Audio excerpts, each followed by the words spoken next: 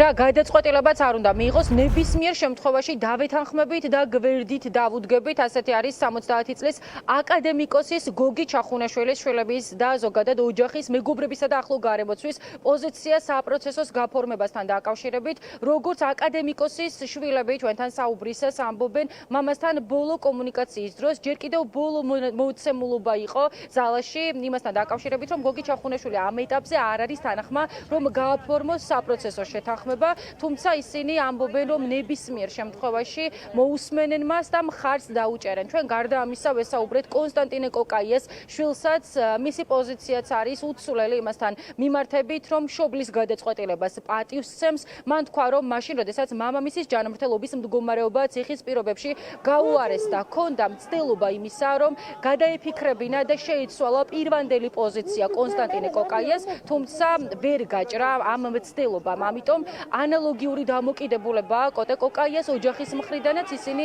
მის გადაწყვეტილებას გვერდით უდგანან და მხარს უჭერენ.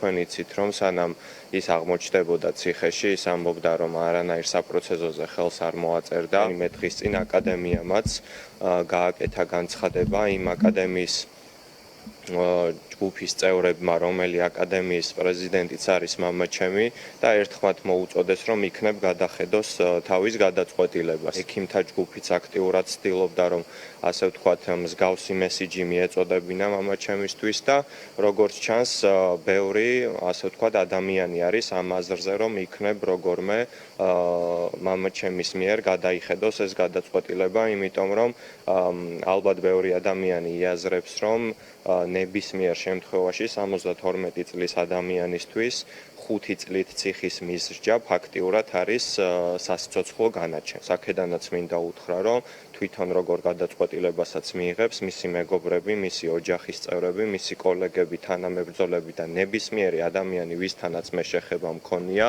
გაიზიარებს მის აზრს და 100%-ით მის გვერდში იქნება. რაც შეეხება ბატონი პაატას წერილს, ჩემი აზრით ამ წერილსაც ეტყობოდა, რომ ძალიან ბევრი იფიქრა, სანამ ამ წერილს გამოაქვეყნებდა და აქცენტებიც ზუსტად ისე გააკეთა, რომ კონკრეტული ადამიანების მიმართ მისულიყო გარკვეული მესიჯები. პრინციპულად უარს აბმობს საპროცესო შეთანხმებაზე, რადგან მას არ უღირს გარეთ ყოფნა იმ დანაშაულის აღიარების ფასად, რაც არ ჩაუდენია. საპროცესო დათანხმების შემთხვევაშიც მამაჩემის ნებისმიერ გადაწყვეტილებას პატივს სცემთ და მის გვერდით დგავართ მთელი ოჯახი. იმდენად მხნედ და შემართებით არის, რომ ჯანმრთელობაზე ორიენტირებული აღარც არის და არც გვესაუბრება ჯანმრთელობის პრობლემებზე. მქონდა მე ერთხელ მცდელობა, რომ გადავაფიქრებინო, რადგან დაუმძიმდა ჯანმრთელობის მდგომარეობა და ძალიან ისეთი პრინციპული უარი მივიღე მისგან.